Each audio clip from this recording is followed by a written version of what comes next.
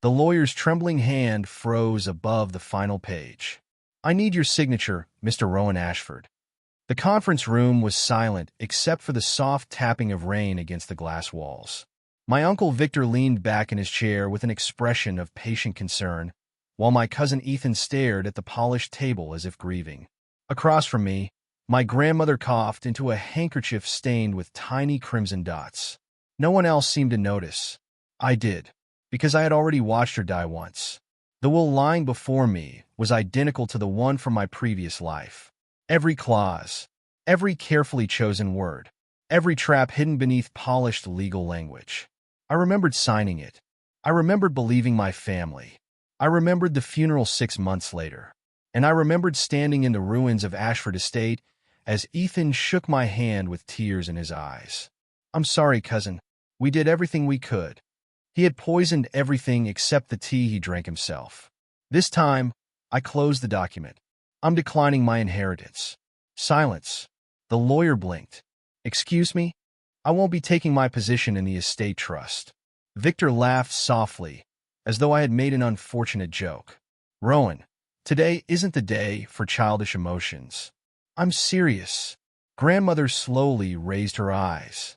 Her voice was weak. "But your grandfather wanted." "I know exactly what grandfather wanted." I looked directly at Victor. "And this isn't it." For the first time, a crack appeared in my uncle's perfect smile.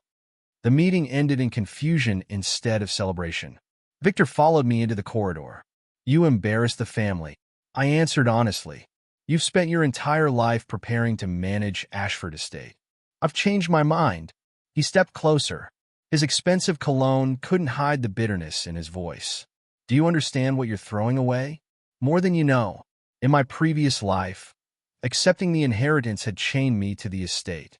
Every financial report, every legal dispute, every employee complaint, every emergency. Whenever Victor made another disastrous investment, I repaired it. Whenever Ethan created another scandal, I buried it. Whenever creditors appeared, I negotiated. When the estate nearly collapsed, everyone praised Victor for saving it. Not me. I became the invisible wall that absorbed every impact. Until there was nothing left. Then they blamed me anyway. I understand perfectly." Victor studied my face. People often underestimated silence. They mistook it for uncertainty. He couldn't imagine someone walking away voluntarily. "You'll regret this." "No." I walked past him. His voice followed me. "When your grandmother changes her will, don't come begging." I didn't answer, because I remembered exactly who would beg first. Outside, the rain had become heavier. The old greenhouse stood at the far end of the gardens. Almost no one visited anymore, except grandmother, except me. I pushed open the rusted door. The scent of wet earth wrapped around me. Every flower was exactly where she had left it years ago. Even after becoming head of the estate in my previous life, I had hidden here whenever everything became unbearable. A familiar voice interrupted my thoughts. "I wondered if you'd come." Grandmother stood beside a row of white orchids. She looked smaller than I remembered, not weaker, lonelier. "You followed me. I've always known where to find you." She smiled faintly. "Why did you refuse?" I didn't answer immediately. How could I explain that I'd already buried her once? That I still remembered the sound of dirt hitting her coffin? That I still heard Ethan crying over her grave while secretly celebrating? "I don't want the estate." She watched me quietly. "Or, you don't want what comes with it?" The question nearly stole my breath. She had always been sharper than everyone believed. "I don't want to spend my life cleaning other people's mistakes." Her fingers brushed a wilted leaf. "When your grandfather built this family, everyone worked." A pause. "Now everyone waits." "For what?" "For someone else to sacrifice." Her eyes met mine. "They expected that someone to be you." I looked away. She wasn't wrong. She simply didn't know how right she was. That evening, dinner felt like a courtroom. Victor poured wine. Ethan joked loudly. My Aunt Margaret kept forcing smiles that never reached her eyes. Only grandmother remained silent. Finally, Victor placed down his glass. "Mother." She looked up. "I believe Rowan acted emotionally today." No reply. "He deserves another opportunity." "I already gave him one." Victor frowned. I mean, another opportunity to reconsider. Grandmother calmly cut another piece of fish. No. The single word froze the room. Victor laughed awkwardly. Surely we can discuss. No. Her voice carried surprising authority. The matter is closed. Ethan's fork stopped halfway. His mask slipped for only a second. Frustration. Fear. Calculation. I noticed all three. So did grandmother. Interesting. Perhaps she saw more than she revealed. Victor changed tactics. If Rowan leaves, the estate loses its future. Grandmother finally smiled. Does that concern you? Of course. No. She dabbed her lips with a napkin. It concerns your ambitions. The room became painfully quiet. Victor lowered his gaze before anyone else could notice his expression. But I had seen it once before. Hatred. Cold. Patient. The same look he wore 6 months before grandmother's death. The same look that disappeared the instant anyone looked at him. I gripped my glass harder. Not this time. I wouldn't expose him. I wouldn't accuse him. I wouldn't become his target. I would simply leave. And watch. By the end of dinner, the first move had already been made. Victor volunteered to manage grandmother's medication personally. Exactly as he had before that I left the dining room without another word. Behind me, voices rose and fell in restrained politeness. But the moment the heavy oak doors closed, the estate became unnaturally quiet. The Ashford mansion had always sounded different at night. The old wood settled with faint groans. Antique clocks ticked in distant hallways. Wind brushed against stained-glass windows like whispered warnings. Last time, I had dismissed every strange feeling as exhaustion. Not anymore. I crossed the second-floor corridor and stopped outside grandmother's private study. The light beneath the door was still on. A soft knock. Come in. She sat behind an enormous walnut desk, reading handwritten letters instead of legal documents. Her glasses rested low on her nose. Without looking up, she asked, "Did you come to convince me to change the will back?" "No." "Good." She finally smiled. I dislike wasting evenings. I couldn't help returning the smile. For a moment, she wasn't the formidable head of the Ashford family. She was simply my grandmother. I came to ask one thing. She folded the letter. "What is it?" "Please don't let Uncle Victor handle your medicine." The room fell silent. She watched me for a long time. "You've never liked him. This isn't about liking him. Then what is it about?" I searched for words that wouldn't reveal the impossible truth. "I've learned something." "What?" "That trust should be earned again and again." She leaned back thoughtfully. "That sounds like experience speaking." It was. An entire lifetime of it. She reached toward a silver bell on her desk. Within seconds, her longtime housekeeper, Mrs. Hale, entered. "Yes, madam." "From tomorrow onward," grandmother said calmly, "only you will prepare my medication." Mrs. Hale looked surprised. Of course. Grandmother never explained. Neither did I. But somewhere in the mansion, an invisible thread had just been cut. The next morning began with shouting. I found Victor in the front hall arguing with Mrs. Hale. "This is ridiculous. I'm only following Madam's orders. For 20 years I've handled her prescriptions. And now you won't." His face darkened. The moment he noticed me descending the staircase, his expression transformed into wounded confusion. "Rowan." He forced a laugh. "Your grandmother has become strangely suspicious. I suppose people change." His jaw tightened. "You've been talking to her." "We talked." "What did you tell her?" "The truth." "What truth?" "That everyone deserves less blind trust." His eyes narrowed. It wasn't an accusation. It was worse. A sentence with enough room for his own guilt. Victor looked away first. By noon, rumors had spread across the estate. Staff whispered. Managers exchanged uneasy glances. Everyone sensed that something inside the Ashford family had shifted. The strange part wasn't my refusal. It was that I had left peacefully. Normally, I would already be fixing disputes, reviewing budgets, reassuring investors, and smoothing over Victor's latest conflict. Instead, I packed books into old cardboard boxes. Ethan appeared in the doorway of my room. "So you're actually leaving?" "I am." "You're making a mistake." I've made enough already. He laughed. You sound like an old man. If only you knew. He wandered around the room, pretending curiosity. You really don't want the estate? No. The money? No. The influence? No. He stopped smiling. What do you want then? Freedom. For the first time, he had no clever answer. He simply stared. People who depended on control struggled to understand those who stopped chasing power. Without another word, he left. I noticed his phone already in his hand, reporting to Victor, exactly as before. That afternoon, I visited the estate archives. The elderly archivist, Mr. Collins, looked delighted to see someone under 60 entering the dusty building. Looking for family history? Employment records? His eyebrows rose. That's unusual. I've developed unusual interests.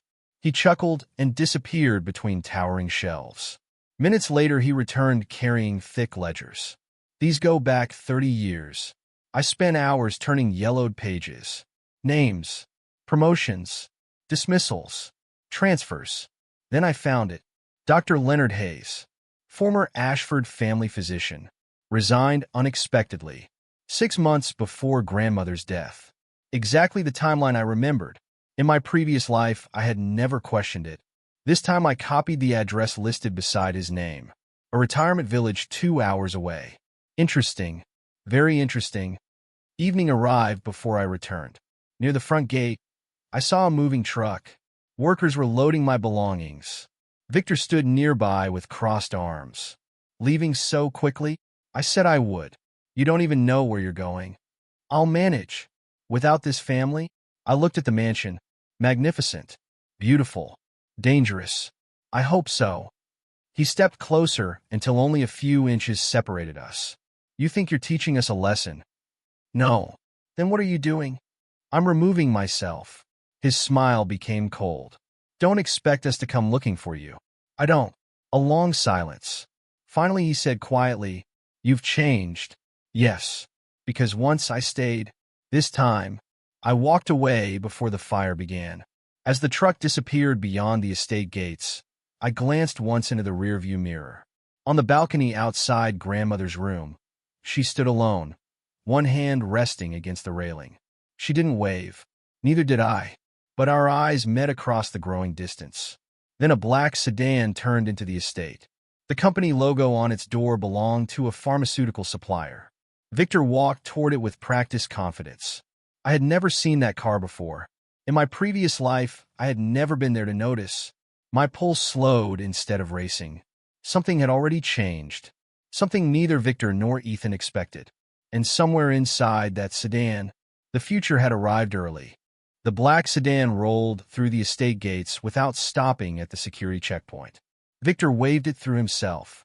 I watched from the roadside cafe across the street, hidden behind the reflection of rain-speckled glass. A cup of untouched coffee cooled between my hands. In my previous life, I would have been inside the mansion reviewing quarterly reports. Today, I was an outsider. For the first time, I could actually see.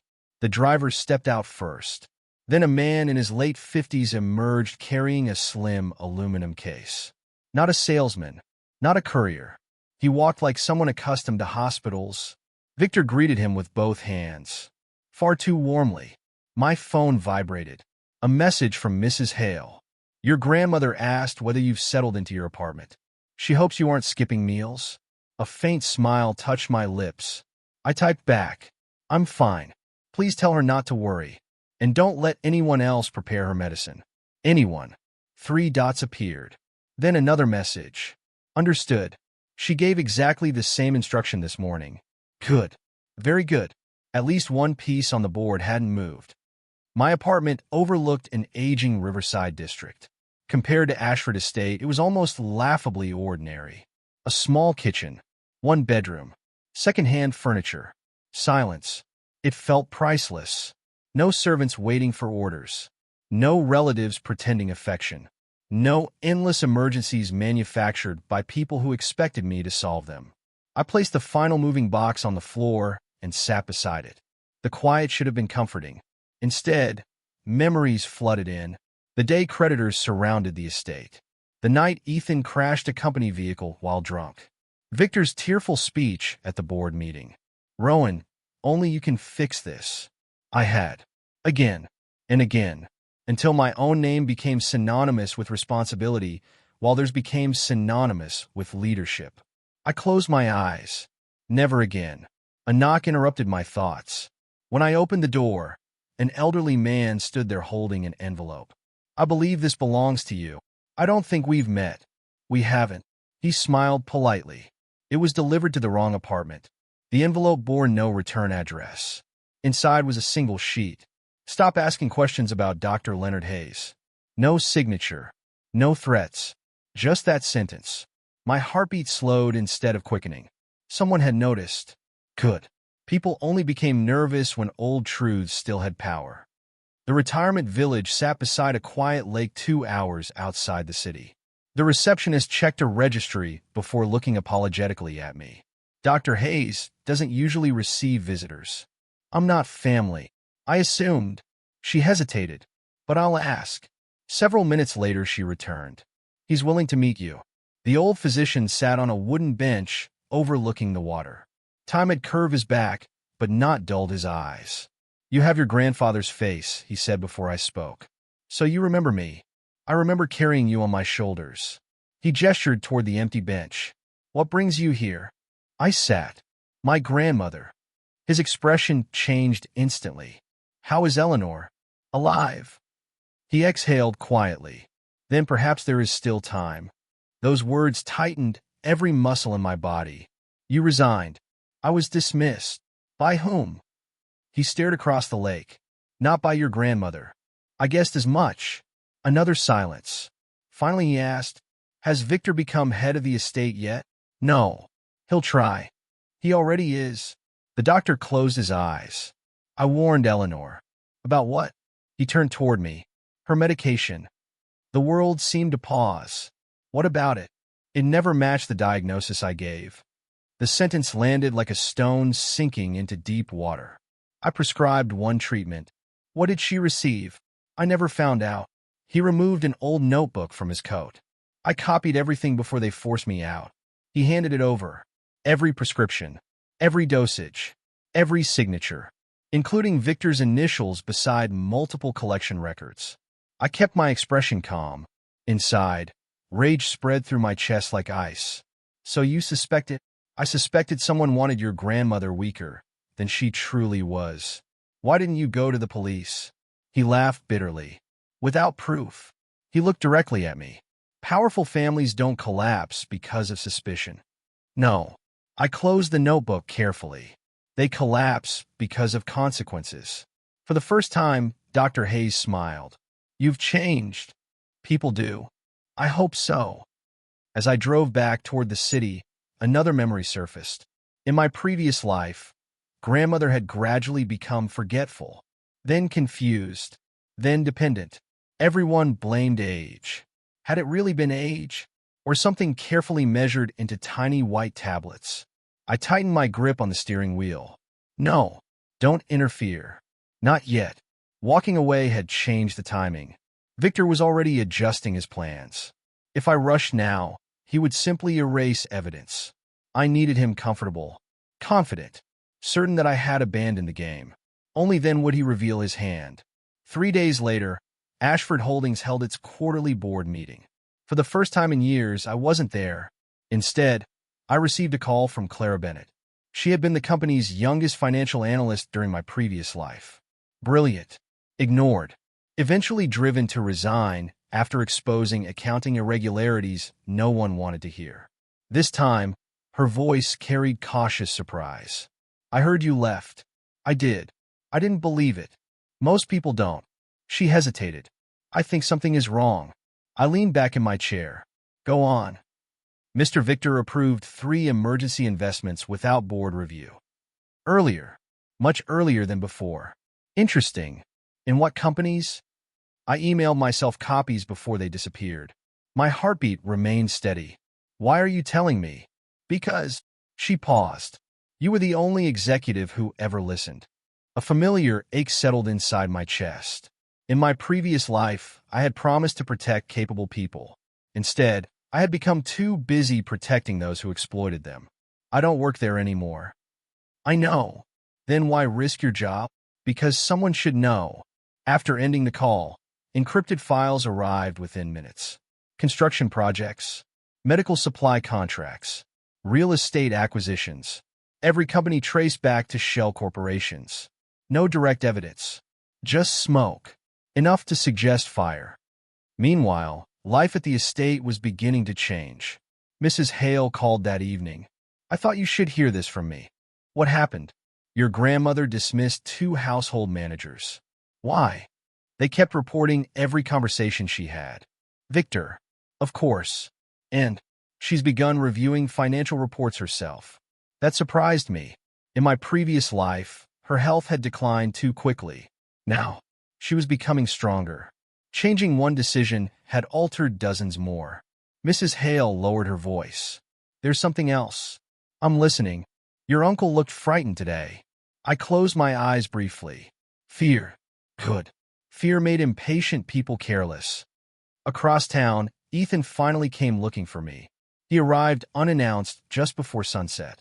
This place is depressing. I looked around my modest apartment. I find it peaceful. You've always had terrible taste. He tossed a folder onto my table. Grandmother's latest financial statements. She refuses to approve anything. I heard. She's listening to the wrong people. Oh, you. I haven't spoken to her in days. His eyes search my face, trying to catch a lie, finding none. You expect me to believe that? You can believe whatever helps you sleep. His frustration showed for the first time. You owe this family. No. You were raised by this estate. I worked for this estate. Same thing. No. The single word seemed to echo through the apartment. Ethan laughed sharply. You think leaving makes you innocent? I never said that. Then come back. Why? We need stability. There it was. Not we miss you. Not grandmother misses you. Not the family needs you. Stability. Meaning someone to absorb consequences. I stood and opened the apartment door. Our conversation is over. You'll regret abandoning us. I already regretted staying. His expression hardened. You've become selfish. I almost smiled. The people who benefited most from sacrifice always called boundaries selfish. Without another word, he left. But before the elevator doors closed, he looked back. Not angry. Afraid. Exactly as I remembered. Except last time, that fear had appeared months later. Now it had arrived far too early. That night, an unfamiliar number called. I have something that belongs to your family. Who is this? I worked at Ashford Estate until 12 years ago. The voice was rough with age. My name won't matter. What do you have? A diary. I remained silent. It belonged to your grandfather. Every instinct sharpened. He wrote names. What names? The people he trusted. A pause. And the people he didn't. My breathing slowed. Why contact me now? Because your uncle has been trying to buy it. Cold spread through the room. What does he think is inside? I don't know. But powerful men don't spend years searching for useless paper. The caller gave me an address. An abandoned bookstore scheduled for demolition. Tomorrow morning. The line went dead. I looked at the notebook Dr. Hayes had given me. Then at Clara's financial files. Then toward the dark window overlooking the river. I had walked away from the estate. But the truth, it had quietly begun walking toward me. As dawn approached, my phone lit up one final time. A single message from Mrs. Hale. Madam collapsed during breakfast. She regained consciousness, but she asked for you. My hand tightened around the phone. The game had changed again, and someone had made their next move. The hospital corridor smelled of antiseptic and rain-soaked coats. I stopped outside grandmother's private room. 2 security guards stood near the entrance. They weren't hospital employees. They belonged to Ashford Estate. Victor had always preferred controlling access instead of controlling truth. One of the guards recognized me. Mr. Rowan, I'm here to see my grandmother. He hesitated. Mr. Victor instructed us not to allow. The door opened before he could finish. Mrs. Hale stepped out. Move. Her voice was calm, but absolute. Madam requested him personally. The guards exchanged uncertain glances before stepping aside. Victor wasn't the head of the family. Not yet. Inside the room, machines hummed quietly. Grandmother looked pale, but unlike my previous life, her eyes were clear. Not confused, not drifting. She noticed me immediately. You came, you asked. She smiled faintly. I was beginning to think you had become impossible to find. I was giving everyone space. Too much space. I pulled a chair beside her bed. For several moments, neither of us spoke. The silence wasn't uncomfortable. It was familiar. Finally, she broke it. They're frightened. I noticed. They think you've turned me against them. Have I? She chuckled softly. No. Another pause. They've done that themselves. A knock interrupted us. Victor entered carrying an expensive fruit basket. His expression froze for half a second when he saw me. Then warmth returned like a carefully rehearsed performance. Rowan. He smiled. I'm glad you came. I was invited. Families shouldn't need invitations.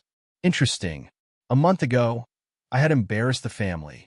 Today I was suddenly family again. Grandmother watched him quietly. You may leave the basket. Victor approached the bedside. Mother, the board is becoming restless. I'm in a hospital. They're worried. They're impatient. It's the same thing. No. She turned her gaze toward the window. Only to impatient people. Victor's smile stiffened. He changed direction. Perhaps Rowan could return temporarily. I won't. The answer left my mouth before he finished speaking. Victor looked disappointed. Almost convincing. You'd leave your grandmother alone? Grandmother answered before I could. He already protected me. Victor frowned. What do you mean? She looked directly into his eyes. Mrs. Hale told me who suggested changing my medication. The room became still. Victor recovered instantly. I only wanted the best specialist. I'm sure you did. Her voice remained gentle. So, I arranged an independent medical review. The color drained from his face. Not enough for anyone else to notice. Enough for me. He hadn't expected that. Not yet. After Victor left, Grandmother reached beneath her blanket and produced a folded envelope. I wanted to give you this before anyone else knew. Inside lay a small brass key. The West Archive. The old archive? She nodded. Your grandfather kept a private room. I thought it had been emptied. So did everyone. She smiled. It wasn't. Why give it to me? Because you walked away. I stared at the key. I don't understand. Power attracts people. She closed my fingers around it. Walking away reveals them. The West Archive had been sealed for over 15 years. Dust covered the heavy oak door. The brass key fit perfectly. The lock clicked. The room smelled of old paper and cedar.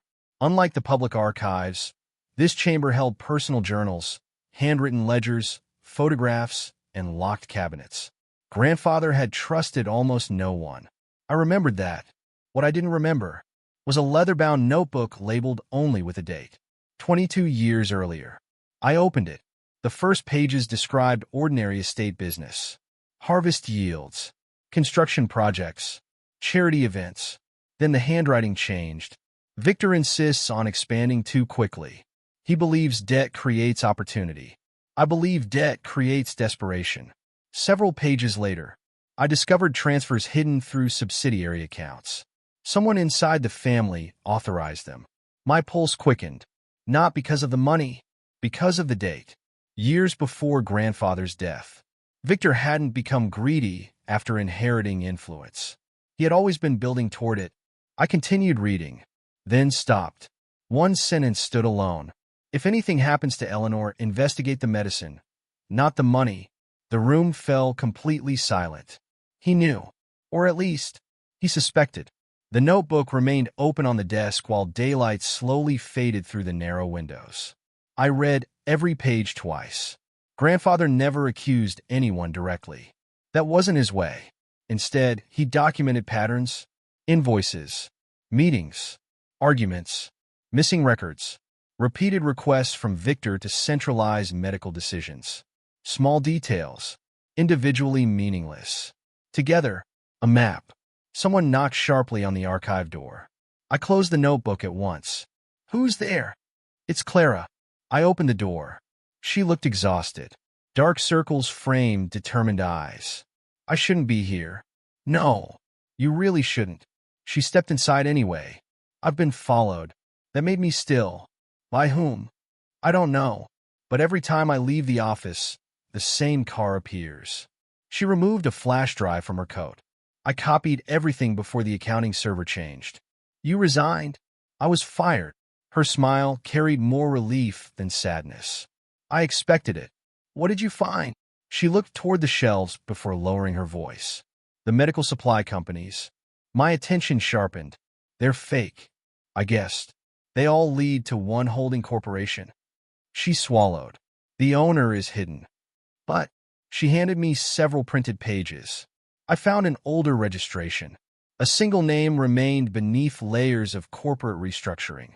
Ethan Ashford. Not Victor. Ethan. I closed my eyes. Of course. Victor built plans. Ethan held assets. One stayed respectable. The other stayed invisible. Exactly as before. Except now, I had proof of movement, not proof of guilt. That distinction mattered. We're taking this to the police, Clara said quietly. No. She stared. What? Not yet. Why?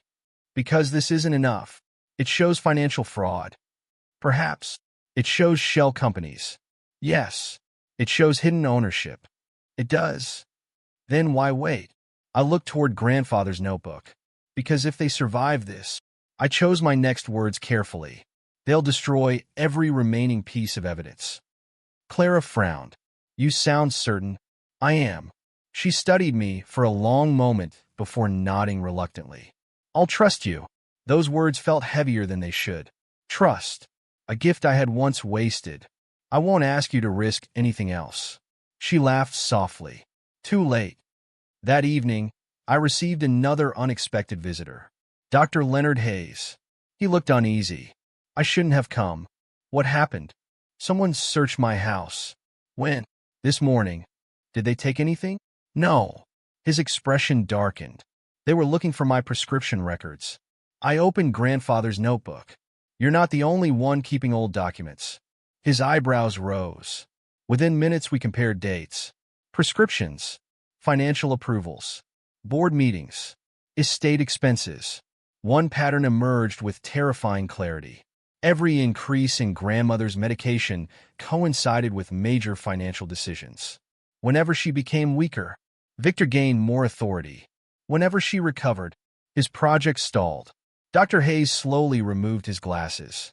I feared this. So did my grandfather. The old physician looked up sharply. He knew. He suspected. Silence filled the room. Then my phone rang. Mrs. Hale. I answered immediately. Is she all right? No. My chest tightened. What happened? Madam asked to review the original trust documents. And someone broke into her study before she returned from the hospital. My heart sank. What was taken? A locked metal box. I stood so quickly the chair fell backward. What was inside? We don't know. She lowered her voice.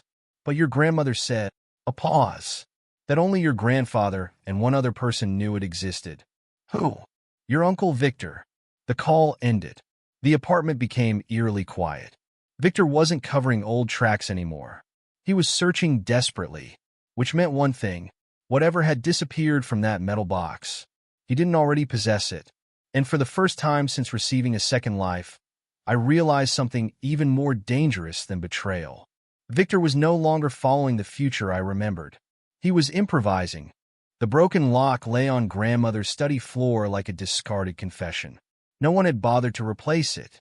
The police had come and gone within an hour, calling it a likely burglary. Nothing about it was likely. Nothing about it was ordinary. Grandmother stood by the window despite her doctor's instructions to rest. She did not turn when I entered. They found fingerprints, she said quietly. And they belonged to one of the gardeners. You don't believe that? No. She finally looked at me. The gardener has worked here for 23 years. Her eyes drifted toward the shattered cabinet. He doesn't even know this room exists. Mrs. Hale closed the door behind me, leaving us alone. For a long moment, neither of us spoke. Then grandmother opened her hand. A small brass coin rested in her palm. Your grandfather gave me 2 keys. I've already used one. This is the second. What does it open? I never asked. She smiled sadly. He said I would know when the family stopped deserving easy answers. She placed the coin into my hand. Perhaps that day has come. The old wine cellar beneath Ashford Estate hadn't stored wine for years. Dust-covered forgotten shelves. Spiderwebs stretched between ancient barrels. Following the tiny engraving on the brass coin, I found a narrow stone column near the back wall. The coin fit into a circular groove. A soft click echoed through the cellar. Part of the wall shifted inward. A hidden room. Small. Windowless. Perfectly preserved. Unlike the archives, this chamber contained only one steel safe. Its door wasn't locked. Inside lay a thick envelope labeled in grandfather's handwriting. If you are reading this, someone chose ambition over family. My throat tightened. I carefully unfolded the papers. Shareholder agreements. Private correspondence. Original land deeds. Then, a sealed envelope addressed to the board of Ashford Holdings. Another addressed to the Financial Crimes Bureau. Neither had ever been mailed. At the bottom rested a leather folder. Inside were photographs. Victor meeting unknown investors. Ethan signing contracts. Dates. Times. Locations. Nothing illegal by itself. Until I turned another page. Bank transfers. Hidden accounts. Identical signatures. The foundation of everything Clara had uncovered. Except these records were 15 years older. Grandfather hadn't merely suspected. He had been collecting evidence. I heard footsteps above the cellar. Not one person. Several. I quietly returned every document to the safe except the photographs. The hidden door closed behind me moments before voices reached the staircase. Victor. Ethan. Someone has already searched here. I told you he must have found something. It couldn't have been Rowan. You underestimate him. I remained perfectly still behind stacked barrels. Ethan kicked an empty crate. Then we'll search every room. Victor answered sharply. No. Why not? Because desperate people make mistakes. And I intend to let Rowan make one. Silence followed. Then Victor added quietly, he'll come to us. I almost smiled. No, I wouldn't. That had been my mistake in my previous life. I had always walked back, always explained, always defended myself. This time, they would keep waiting. That evening, Clara arrived with unexpected news. The external audit has begun. So soon. 3 board members requested it. I raised an eyebrow. They ignored every warning before. They didn't this time. Why? She slid a newspaper across the table. Ashford Holdings stock had fallen nearly 12% after rumors of undisclosed debt spread through the market. Victor's emergency investments were already leaking information. Consequences.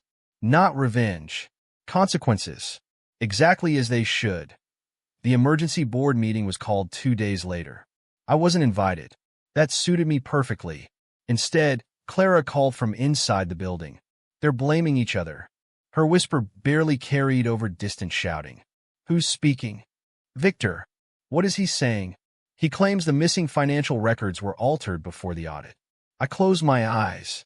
Predictable. And Ethan? He's denying responsibility. Another familiar pattern. When victory seemed close, they stood together. When consequences appeared, they became strangers. Clara suddenly inhaled sharply. What happened? The auditors found another account. My pulse remained steady. Whose? I don't know yet. The line went silent. Then disconnected. Hours later, the news reached every major business outlet. Ashford Holdings had suspended several senior executives pending investigation. The market reacted instantly. Investors demanded explanations. Banks froze new lending. Business partners delayed contracts. Victor had once relied on me to calm every crisis. Without me, every small problem collided with the next. Exactly as falling dominoes should. My phone rang just after sunset. Grandmother, can you come? I'm on my way. She was waiting in the greenhouse, the same place where I had first refused the inheritance. The orchids had begun blooming again. I've been thinking, she said softly. About what? You. I sat beside her. When you walked away, she touched one white flower gently. I thought I had lost my grandson. I looked down. I'm sorry. She shook her head. No, I should have realized something was terribly wrong. What do you mean? You carried this family for years. A faint smile crossed her face. I simply never noticed how heavy it had become. Emotion tightened my throat. In 2 lifetimes, those were the words I had waited longest to hear. She reached into her coat. I found this hidden behind your grandfather's portrait. Another envelope. Inside was a handwritten letter. Not to the family. To me. My hands trembled slightly as I unfolded it. Rowan, if you are reading this, then you finally chose yourself before choosing Ashford Estate. I stopped breathing. Grandfather's handwriting remained calm and deliberate. If that day ever comes, do not return because guilt calls you. Return only if truth requires you. My vision blurred. He had known me, even years before his death, even before I understood myself. Grandmother watched silently while I finished reading. At the bottom of the page, one final sentence waited. The estate never needed another servant. It needed someone willing to walk away. A tear escaped before I could stop it. Not from grief, from release. For the first time in either life, I no longer felt responsible for saving everyone. Outside the greenhouse, hurried footsteps approached. Mrs. Hale burst through the door, breathing hard. Madam, she struggled to catch her breath. The police. Grandmother stood immediately. What about them? They've arrived with a warrant. For whom? Mrs. Hale looked directly at me before answering. They're here to arrest Mr. Victor Ashford. Blue and red lights flickered across the iron gates of Ashford Estate. The flashing reflections stretched over wet stone paths and polished windows, turning the mansion into something unfamiliar. Not a home, not an empire, a crime scene. Police officers moved calmly but decisively through the entrance hall. Detectives carried evidence boxes while uniformed officers secured records from Victor's office. No shouting, no dramatic resistance, only the quiet sound of a lifetime of lies being cataloged. I stood beside grandmother in the greenhouse doorway. She watched everything with folded hands. I thought I would feel relieved, she murmured. Do you? She was silent for several seconds. No. Her answer surprised neither of us. Truth doesn't erase grief. I nodded. It simply ends pretending. She glanced at me. Your grandfather used to say that. I know. The words from his letter still echoed inside me. The estate never needed another servant. For years, I had confused sacrifice with love. Now I understood the difference. Detective Amelia Brooks approached us after nearly an hour. She removed her gloves before speaking. Mrs. Ashford. Grandmother inclined her head. We've taken Mr. Victor into custody. On what charges? Financial fraud, evidence tampering, conspiracy, and several additional charges that remain under investigation. And Ethan? The detective hesitated. We haven't located him. I wasn't surprised. Ethan never confronted consequences. He ran from them. In my previous life, I had cleaned up every trail behind him. This time, there was no one left to erase his footprints. Detective Brooks turned toward me. Mr. Rowan. Yes. We understand you've been cooperating with several witnesses. I answered questions. We may need you again. I'll come. She studied my face for a moment. You seem remarkably calm. I've had time to accept that some things cannot be protected. She nodded quietly before leaving. The following morning, every major newspaper carried the same story. Ashford Holdings under criminal investigation. Television crews gathered outside the estate. Business analysts speculated. Shareholders demanded accountability. For the first time in decades, the Ashford name no longer inspired admiration. It inspired questions. Grandmother folded the newspaper without finishing it. I've spent 40 years protecting this family's reputation. I poured fresh tea into her cup. And now, she smiled faintly, I think it's time to protect the family's future instead. 3 days later, she called a meeting. Not with executives, not with lawyers, with the estate staff, gardeners, housekeepers, drivers, archivists, chefs. Dozens of people gathered in the old ballroom. Many had served the Ashfords longer than I had been alive. Grandmother stood before them without a prepared speech. I owe every one of you an apology. The room became perfectly still. I asked for loyalty. She lowered her head slightly, but I did not always return it. Several employees exchanged surprised glances. I allowed responsibility to fall onto one person. She looked directly at me, when it should have belonged to all of us. The silence carried emotion heavier than applause. Then Mr. Collins, the elderly archivist, stepped forward. "You raised us like family, madam." Grandmother smiled sadly. "And yet I forgot how family should be treated." No one spoke after that. They didn't need to. Sometimes sincerity filled a room more completely than words. Later that afternoon, she found me in the greenhouse. "I've made another decision. I'm listening. I won't appoint another family heir." I looked at her. "The estate. It will be managed by professionals." She laughed softly. "I've finally learned the difference between ownership and entitlement. You'll upset many people." "I already have." She reached for one of the blooming orchids, and strangely, her fingers brushed the petals. "I've never slept better." Life settled into a rhythm neither of us had expected. The mansion became quieter. Not emptier, healthier. Meetings grew shorter. Arguments disappeared. Employees no longer walked the halls with cautious expressions. They greeted one another again. Even the gardens seemed brighter, perhaps because the people caring for them no longer feared every mistake. I never returned to the executive office. Instead, I accepted a position far removed from Ashford Holdings. A nonprofit legal foundation sought someone experienced in corporate governance and family trusts. The salary was modest. The office overlooked a public park instead of a private estate. No marble floors. No crystal chandeliers. Just ordinary people solving ordinary problems. On my first day, the director smiled after reading my resume. "You've managed an enormous organization." "I survived one." He laughed, assuming I was joking. I let him. Some truths didn't need explaining. Clara joined the foundation 3 months later. She arrived carrying 2 cardboard boxes and the same determined expression I'd always admired. "I heard you needed someone who enjoys impossible paperwork." "We do." She looked around the modest office. "This place is peaceful." "It is." "No political games? Only deadlines." She smiled. "I'll take deadlines." Working beside her felt strangely effortless. Not because we agreed on everything, because neither of us expected the other to carry impossible burdens. When problems appeared, we solved them together. When disagreements arose, we discussed them openly. Trust grew quietly, without promises, without manipulation, exactly as it should. Dr. Leonard Hayes resumed volunteering at a community clinic. Mrs. Hale retired after grandmother insisted she finally rest. Mr. Collins transformed the Ashford Archives into a public historical collection, preserving records that had once been hidden behind locked doors. One by one, people who had spent years living beneath the weight of secrecy began choosing lighter lives. Their healing wasn't dramatic. It was gradual, real.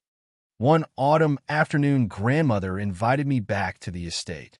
The greenhouse overflowed with white orchids. Health had returned to her face. "You know," she said while trimming a stem, "I used to think this place was my greatest achievement. And now?" She looked around the flowers. "No." She smiled warmly. "This conversation is—" I understood immediately. Not because the estate had survived. Not because Victor had fallen. Not because the truth had finally surfaced. But because we were speaking without hidden expectations. For the first time, neither of us needed the other to carry the family's weight. We simply enjoyed each other's company. As the afternoon sun filtered through the glass roof, I realized something I had never understood in my previous life. Walking away hadn't been abandoning my family. It had given the people worth saving the chance to stand on their own. Outside, the estate grounds echoed with the laughter of children visiting the newly opened public gardens. The gates that had once kept the world out now welcomed it in. Healing, I realized, often began with opening doors that fear had kept locked for far too long. Winter arrived quietly. Snow rested on the stone walls of Ashford Estate, softening edges that had once seemed impossibly sharp. Inside Courtroom 3, there was no such softness.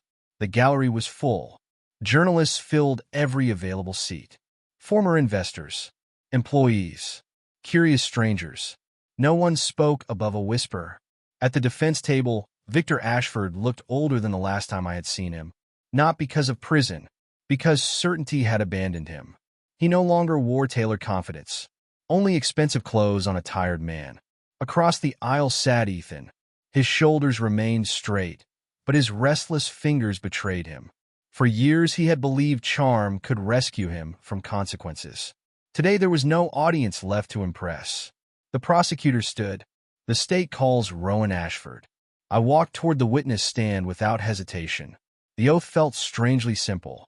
I had spent an entire lifetime carrying lies. Truth required far less effort. The prosecutor began calmly. Mr. Ashford, did you ever personally accuse the defendants before the investigation?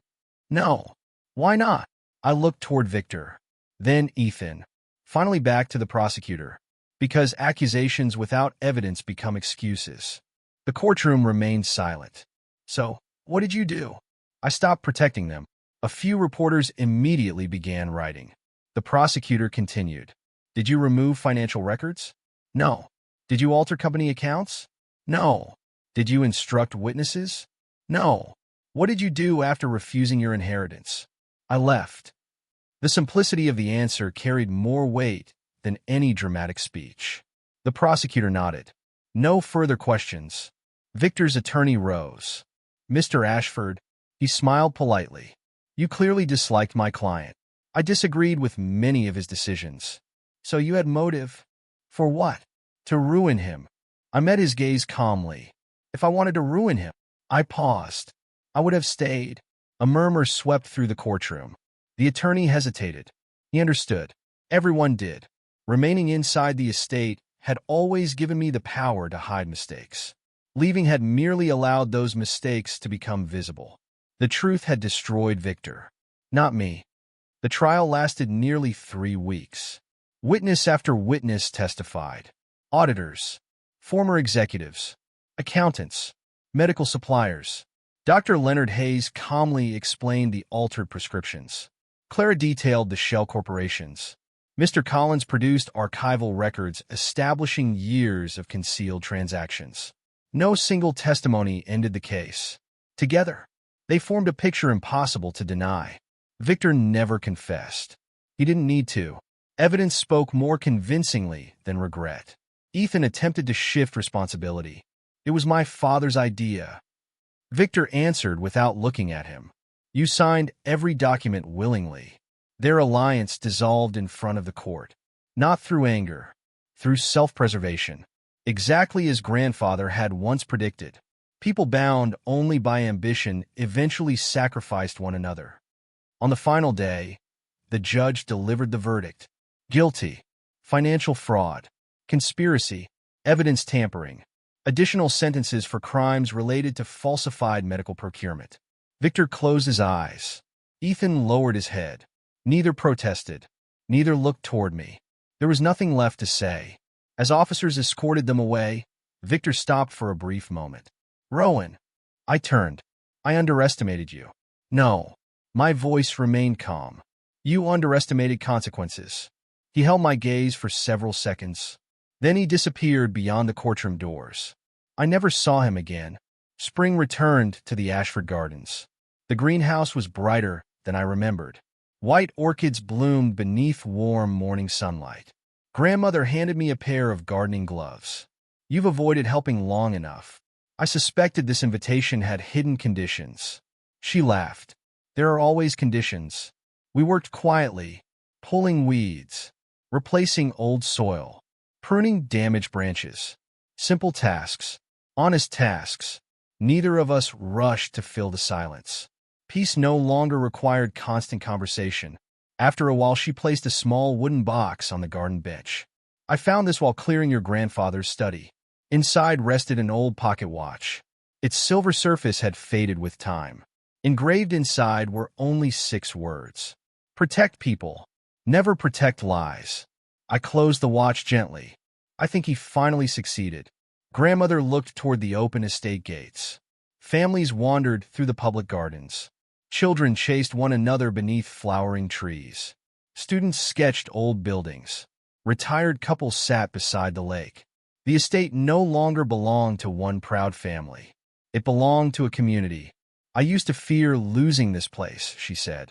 And now, I finally know what it was built for. Months later, the nonprofit foundation completed its largest project. We helped dozens of elderly families establish transparent trusts that protected vulnerable relatives from financial abuse. No headlines followed. No television interviews. No applause. Only grateful handshakes. Those meant more. Clara joined me after the final meeting. You look different. Older.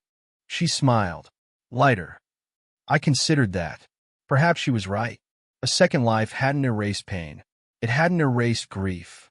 It hadn't restored lost years. It had simply offered one priceless opportunity. To make one different decision.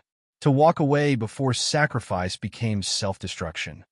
On the anniversary of grandfather's passing, I visited his grave alone. The morning breeze carried the scent of fresh rain. I placed the old pocket watch beside the headstone for a moment before slipping it back into my coat. I understand now, I said quietly. I thought strength meant enduring everything. The cemetery remained silent. I was wrong. A bird landed briefly on the stone before flying toward the rising sun. I smiled, not because every wound had healed. Some never would, but they no longer ruled my life. As I walked toward the cemetery gate, my phone vibrated. A message from grandmother. The orchids are blooming again. Don't keep an old woman waiting. I laughed softly. For once, someone was waiting for me, not because they needed another sacrifice, but because they simply wanted my company. I turned away from the graves and walked toward the future. My second life had never been about changing the past. It had been about refusing to repeat it.